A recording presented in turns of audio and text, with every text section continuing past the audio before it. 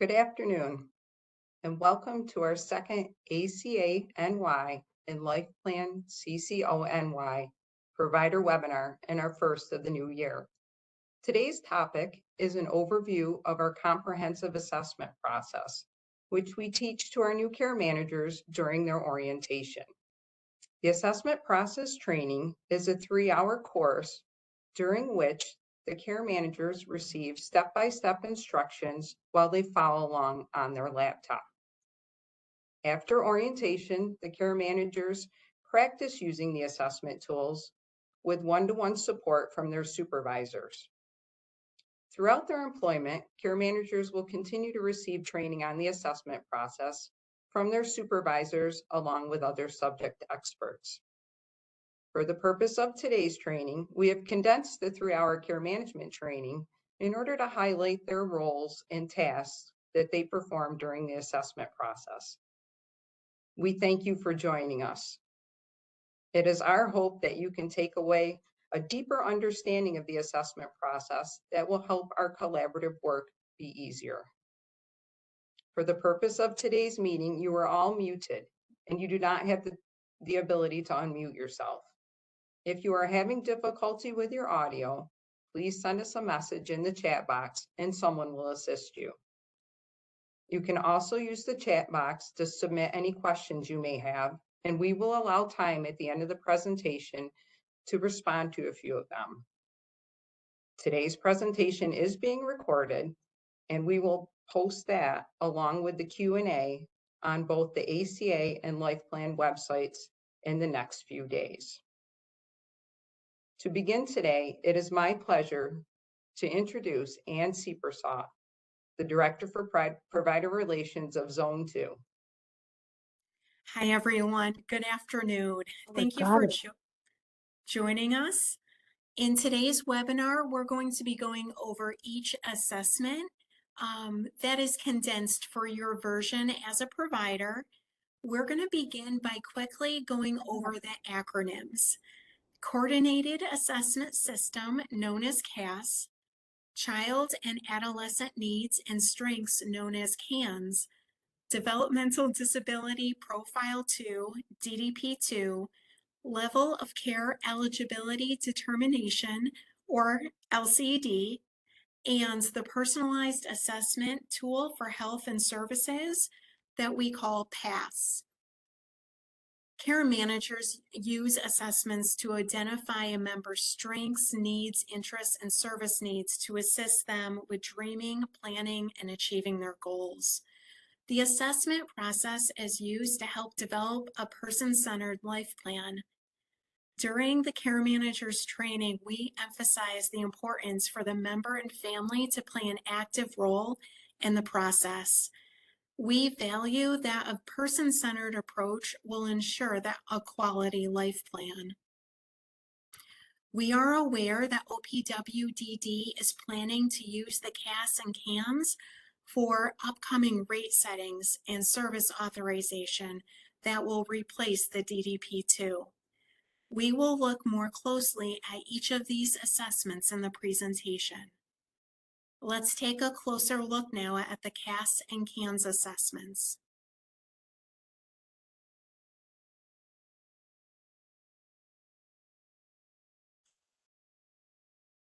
A CAS or CANS is required for members enrolled into the CCO in any CCO.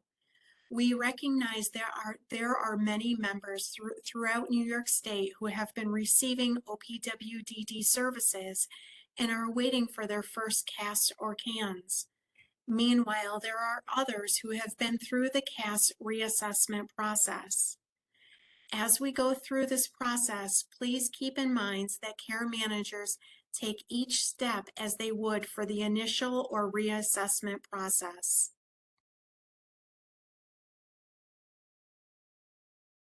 Care managers should be reviewing the CAS or CANS as a part of the new enrollment process and as well as any time a new member is assigned to their caseload.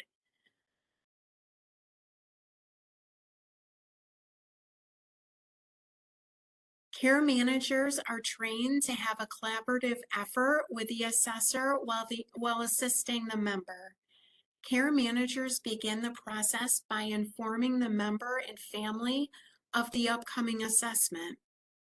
Care managers are encouraged to share the document called CAS, what is it and why is it important, with members and families when they're selected for either an initial or reassessment. This PDF can be found on either LifePlan CCO's website or ACA NY website under Resources tab, and then choose the Knowledge Center, and you will find the PDF there. As needed, care managers will assist in scheduling the CAS or CANS meeting with a member or the member's circle of support. This includes explaining that an assessor will meet with them either in person or telehealth and will ask a variety of questions to complete the assessment.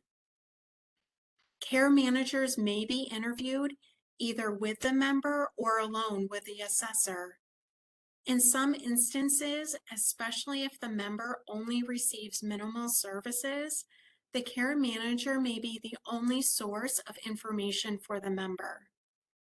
The member may ask that the care manager or other staff be present during the discussion with the CAS assessor, but it's not required for the care manager to be present during the assessment, discussion, or observation unless it's requested by the member. The member chooses the people that they want to be present, and it may be staff from the provider agency. The care manager's involvement is extremely valuable as they will assist in identifying documents for the needed assessor or facilitate access to such documents. At times, care managers may reach out to service providers, all of you, to request any missing documents or additional information. It is important for the care manager to review the summary, and I will discuss this more in an upcoming slide.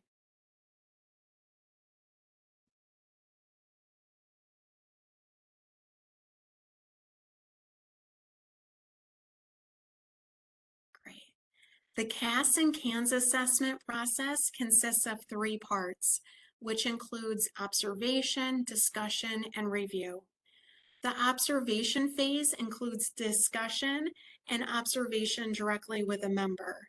The discussion portion is with others who know the member well, such as family members, residential staff, care manager, or the Consumer Advisory Board representatives for Willowbrook members known as CAB. The assessor will then review supporting documents such as medical, psychological evaluations, health, behavioral support plans, life plans, staff plans, etc. Afterwards, the assessor will upload the completed assessment within 48 hours to the member's record and choices. The care manager will then download these documents from choices and schedule a time to review it with the member as well as the circle of support. Care managers are required to meet with a member and family to review the results of the summary of the assessment summary.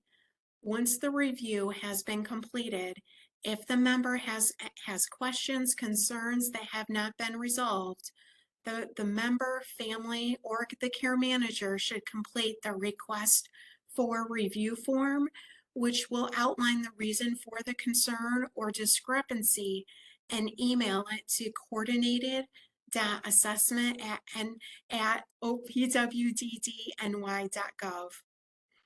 OPWDD will respond and coordinate a review of the CAS or CANS.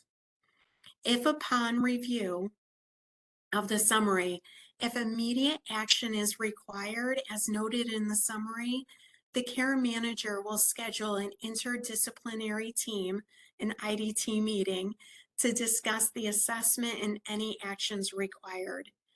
An example of a required action would be to update or change any of the safeguards.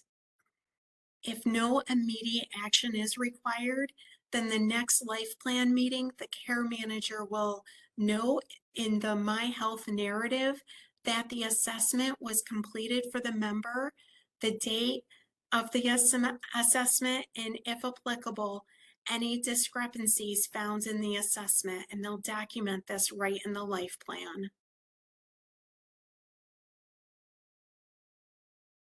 Care managers can request a reassessment whenever a member experiences a life-changing event. Some of the events are listed on the slide. A life-changing event could include a variety of reasons that impact a member's behavioral or physical functioning with either a significant improvement or decline. As a service provider, please continue to communicate any life-changing events with the care manager and work collaboratively when it has been identified that a reassessment is needed, as the care manager will contact OPWDD. It will then be up to OPWDD to decide if a reassessment is necessary. Now it's my pleasure to introduce Kathy Greif, Regional Vice President of Care Management for the Capital Region, to talk about DDP2s and LCDs. Thank you, Anne. It's a pleasure to be here with everyone today.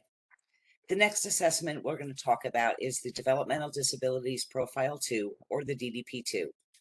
In this section, I'll provide an overview of the training on the DDP2 that's completed with new care managers during their new hire orientation, as well as the ongoing training that occurs following orientation. During orientation, a trainer goes through each section of the DDP2 document in detail, explaining each area while the new hire follows along on a PDF version of the DDP2. Practical and hands-on training occurs on an ongoing basis as the new care manager works individually with their supervisor to complete DDP2s together in choices. During these sessions, supervisors will review the importance of gathering updated information from members, families, and service providers, and reviewing documentation such as physicals and nursing summaries in order to capture any new medical diagnoses, as well as any changes that have occurred in an individual's abilities or needs since last review was done. Supervisors also provide new care managers with technical assistance in completing and successfully submitting the form in choices.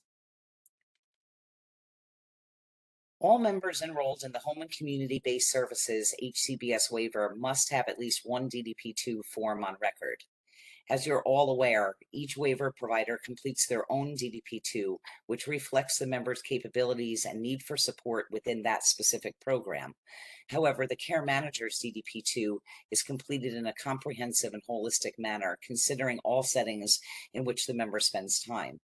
The care manager DDP2 is used in determining the CCO tier level calculation. A DDP2 will be completed by the care manager between 30 and 60 days of enrollment for new members, and then every 2 years thereafter, or as needed based on a significant change in the member's medical condition or need for support.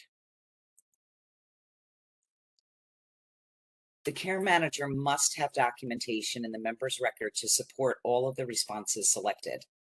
If unsure, the care manager is trained to reference the most recent psychological assessment and medical evaluations in the member's records. The care manager routinely encourages the member to receive medical care and an annual physical to ensure that their health and accurate diagnosis and prescriptions are reflected. Please keep this in mind, as this is the same for all assessments that we're going to review today. Similar to certified residential providers, care managers complete the prescription medication section, including all medications prescribed by a physician for treatment on an ongoing basis. If a member is receiving an anti-anxiety agent for something other than behavior management, or is receiving an anticonvulsant medication for other than seizure control, for example, Tegretol for behavior management, the care manager is trained to capture these in the category titled other maintenance medication prescribed to treat an existing medical condition. Next, the level of support the member requires when taking medication is indicated, and care managers document the member's level of need on their most challenging day, therefore using the maximum amount of support identified if support varies by day or by setting. After the entire DDP2 has been submitted in choices, the PDF of the finalized DDP2 is stored in the member's electronic health record, as the ISPM and factor scores will be needed when completing a service amendment request form, or SARF. They're also used for members who self-direct their services whenever a new budget or budget amendment is submitted. Care managers are mindful of the member's ISPM and factor scores, and we're cognizant of the impact it currently has on service access and potential residential placement. Please keep in mind that a member's DDP2 that is completed by a service provider does not impact the member's self-directed budget or CCO tier. Care managers incorporate input from members, families, and providers for a global approach. The next assessment we'll discuss is the Level of Care Eligibility Determination, or the LCED. Care managers follow an internal standard operating procedure for the LCED redetermination process as it relates to service providers. The LCED form is required by OPWDD for individuals to acquire and maintain OPWDD eligibility for services and care management. Federal regulation requires that all members enrolled in the Health Home Care Management and basic HCBS plan support, as well as members enrolled in state paid care management, have a level of care redetermination completed every 364 days. The LCED redetermination must be completed by a qualified intellectual disabilities professional, or QIDP. At LifePlan, we have a uniform way of ensuring that these documents remain compliant by reviewing them as an agency during a designated month of the year. This occurs in 11-month increments to ensure that the LCED never lapses. As part of our partnership with ACA New York, they too are developing this practice beginning in March of this year. For individuals awaiting enrollment in the CCO, staff within the CCO's Care Connection department will redetermine the member's level of care prior to the 364-day period in order to assure that it does not expire prior to enrolling in the CCO. All levels of care are completed electronically within the Choices system. During the new hire orientation, care managers receive training in each field listed on the LCED. It's explained that if changes are needed to a member's demographics, the care manager will need to complete a DDP-1 form in Choices to update the information so that it is accurately reflected on the new LCED. During orientation and through ongoing continuous training with their supervisors, care managers are taught to complete the LCED questions in sections 4 and 5 as it relates to the member's health care and adaptive behavior, including communication, learning, mobility, capacity for independent living, and self-direction. Please note that self-direction here does not refer to self-directed services, but rather to a person's ability to practice self-determination and organize their personal affairs. The final page of the LCED contains a series of signature lines for various professionals, including the qualified professionals required to sign the initial level of care. An initial level of care requires a signature from a QIDP, a physician, or nurse practitioner, and the DDRO director in the region where the member resides. Annual redeterminations of the LCED will be completed on subsequent lines. However, the only required signature for redetermination is the QIDP, unless the individual resides in a community residence or a CR. For CR residents, a physician's signature is also required. Care managers who serve CR residents will work with the CR provider agency and the member's physician to coordinate obtaining the physician's signature on the redetermined level of care. CRs are rare, and regional care management leadership has a list of members for whom this applies. Once the level of care is completed, the care manager will submit the form and choices. The care manager will then download a copy of the electronically signed form and upload it into the member's electronic health record, as well as distributing it in accordance with each CCO policy. At Life Plan, care managers distribute copies of the completed LCEDs to providers, while at ACA New York, redetermined levels of care are uploaded to choices for providers to access. Through our partnership, we are working to align our processes for the future. It's now my pleasure to introduce Kimberly Janes, Vice President of Care Management for ACA New York. She is our final presenter who will be sharing information regarding the PATHS assessment. Thanks, Kathy. Hello, everyone. It's my pleasure to be here with you this afternoon. So what is the PATHS assessment? PATHS stands for Personalized Assessment Tool for Health and Services, part of the comprehensive assessment process, which is an important and required element of care management.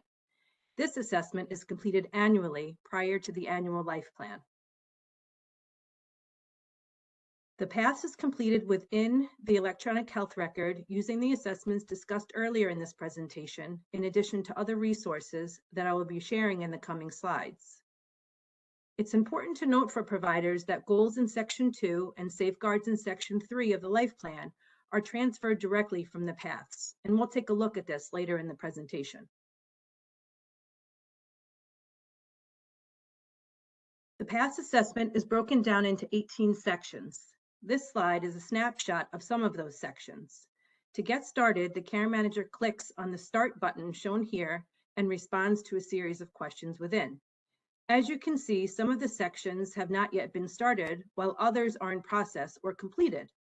The care manager can move between sections. However, it is expected that the care manager completes each section within the PATHS. In the next few slides, we'll take a closer look at what the PATHS looks like and how it informs the life plan. Prior to beginning the PATHS, the care manager will review and update all contacts, medications, allergies, and diagnoses in the member's electronic health record, as this information is transferred into the PATHS and the life plan. When reviewing the PATHS, if something is missing, the care manager must go back into the member's record and make the updates there, as they cannot be made directly in the PATHS. About 2 to 6 weeks ahead of the annual life plan meeting, the care manager works to complete the PATHS assessment. The care manager will then review all of the information for accuracy, answer any questions that were not completed during the previous PATHS assessment, and update any information that has changed since the PATHS was last completed. To do this, they do this through a review of the assessments previously discussed here today, as well as through outreach and discussion with the member and circle of support, of course, including service providers. Providers may experience an increase in communication with the care manager at the time that the PATHS is being completed as new or updated information is gained. When completing the PATHS, if there's any unknown information, the care manager notes this for follow-up. So as an example, if the member or representative doesn't know the date of their last dental exam, the care manager would enter unknown for that question and then has a follow-up discussion afterwards, and in which they may help to set up appointments if needed. Using the PATHS, the care managers are able to track and monitor exams for follow-up and to help support health promotion. There may be multiple goals or safeguards in the life plan that are auto-populated from the PATHS. The care manager is responsible to review these with the member and circle of support at the life plan meeting and modify accordingly following person-centered planning practices to ensure the goals and safeguards are agreed upon by the member, the representative, and the circle of support. Next, we'll take a look at some of the sections within the PATHS. During orientation for new care managers and then through one-on-one supervisory support, care managers receive training on completing the PATHS. Here is an example of the communication language section of the PATHS. This section contains questions about the member's receptive and expressive communication, as well as their primary language and ability to read written communication. When we think back to the LCED and others discussed earlier, answers from those assessments can help to complete this section of the PATHS. It's a little bit hard to see, but here's a question in this section that may generate a goal or outcome in section 2 of the life plan. If you can see the little box outlined in red there. If the care manager answers yes to the question, does the member want to change or improve how they communicate? Then the personal outcome measure, or POM, people interact with other members of the community, and goal valued outcome, to improve or maintain my communication skills, will auto-populate in the draft of the life plan. And this is one example of how the POMs and goals are generated. Next, we'll take a look at the independent living skills section. This is the longest section of the paths as it focuses on the members' independent living skills. There are several questions in this section that will generate goals and valued outcomes in section 2 and 3 of the life plan. As you can see here, there are similarities drawn from the other assessments previously discussed, like the DDP2. Here is a question about level of independence in using the bathroom, like a question on the DDP2. Information from the assessments previously discussed are used to help populate and inform the paths, which is then reviewed with the member and representative and circle of support for accuracy. This slide represents other portions of the paths that identifies behavioral information. As shared, the DDP2, LCED, CAS, CANS, medical, social, psychological, school information all work to help inform the paths. Overall, we can think of this comprehensive assessment process comprised of the paths and the other assessments discussed here today like a funnel, which help to serve to inform the person-centered planning process leading to the draft of the life plan. And the life plan meeting is the opportunity to review and refine the information captured with the result of a robust life plan that is reflective of the person. It's our goal that this process ultimately empowers members to achieve their hopes and dreams while living their healthiest and most meaningful life. We hope the information presented here today was helpful to you all, and I'm now going to transition to Megan Porter, Director of Provider Relations, as we open up the Q&A. Thanks. All right. Hi, everybody. I hope everybody's enjoyed the presentation so far. I actually only have one question in the chat box at this time. And that question is, if a member moves from living at home in the community to a certified residence, who completes the DDP1? I will take that question. So generally, when a person moves into a certified setting, the residential provider does a DDP1 to add them to that program, and then that would correct the demographic information within choices, so that it would be the residential provider who does that. Great. Thanks, Kathy. Sure. All right, here is another question. Do the day hab providers also complete the DDP2 every 2 years? So, Kathy, I believe that one would go to you also. I believe that they do, though I would need to check on that. Maybe we can get back to people with the Q&A. Sure, yes. And just to remind everybody, we are going to put together a Q&A document of everything that's discussed and asked today. So that will also go up on the website with the recording. So that one we will look into, and we will share that information in a few days.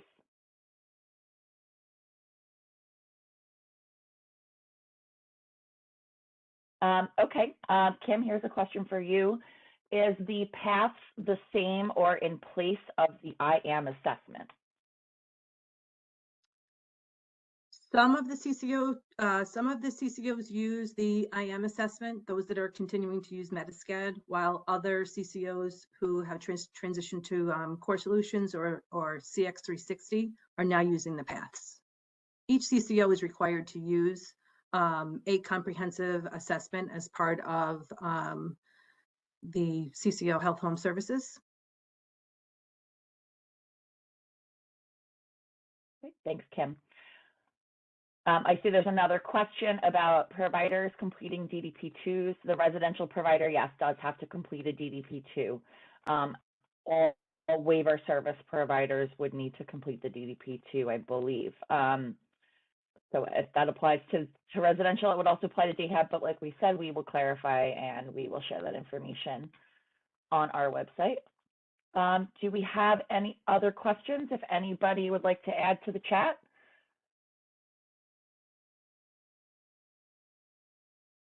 Let's see. Okay, we have a question about evaluations. So are there ACA providers who can complete the psychosocial? I think I would leave that to either to Kim or to Kathy. Sorry, Megan, can you just repeat that question? I'm sorry. Sure, the question is, are there ACA providers who can complete a psychosocial? So I think that this question, it sounds like it's specific to anybody within ACA. If that, I see that the person who asked, if they want to clarify, if they're just asking about ACA itself.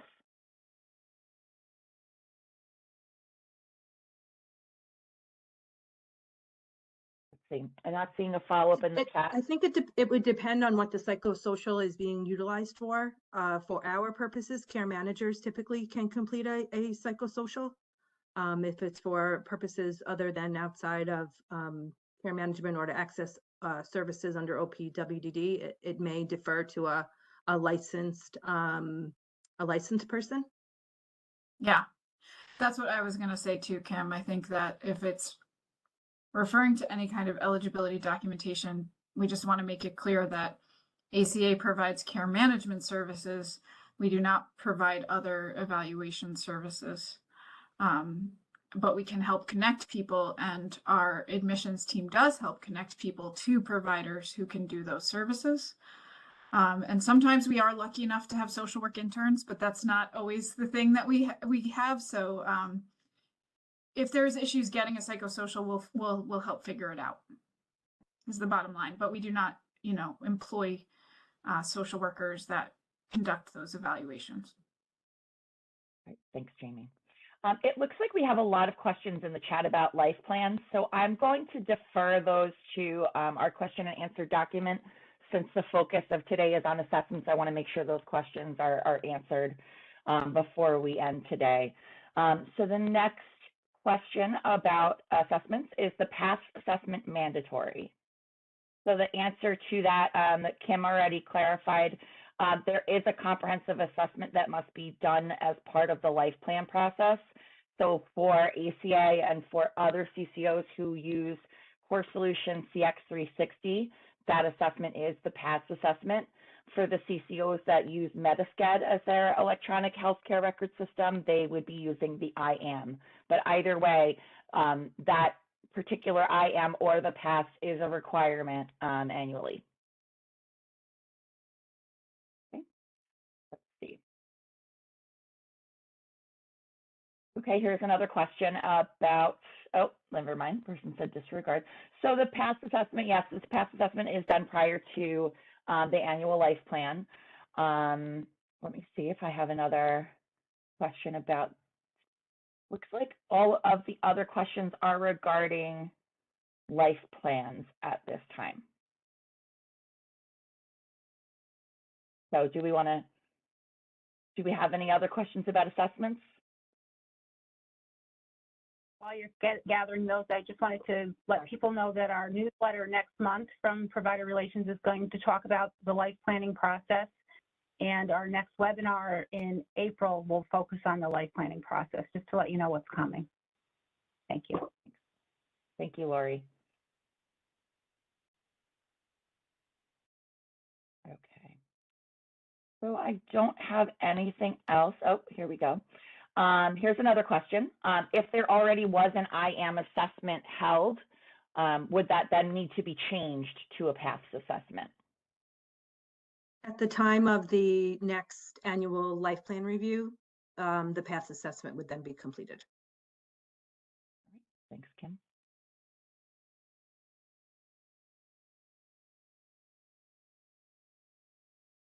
Okay. It looks like things have slowed down in the chat.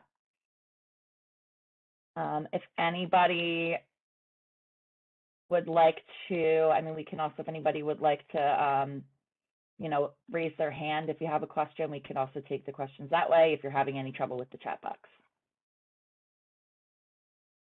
And it looks like It looks like it's pretty quiet. So, all right. Okay, we have a question. How do we get access to choices? You would have to discuss that with your employer because they would have to help you complete the form that you need to access choices, and then they have to submit that on your behalf.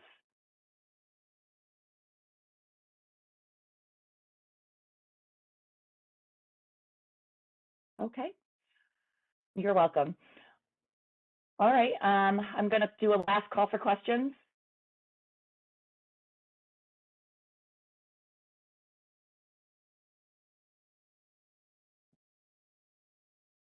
All right, well, thank you everyone for joining us today, and thank you again to our presenters. As we noted at the start of the webinar, we will be sharing and posting copies of today's presentation, the slide deck, and the Q&A in the next few days. As a reminder, the Directors of Provider Relations are here and available to assist you with any questions and concerns you may have. Please see the provider pages on both the ACA NY and the LifePlan CCO websites for the Director of Provider Relations contact information. We also encourage you to use the ACA NY and LifePlan CCO customer service centers. We hope to see you at our next provider webinar in April, where, as Lori mentioned, we will be providing overviews on the LifePlan process. As always, we welcome suggestions on topics for future webinars. Thank you and have a nice evening.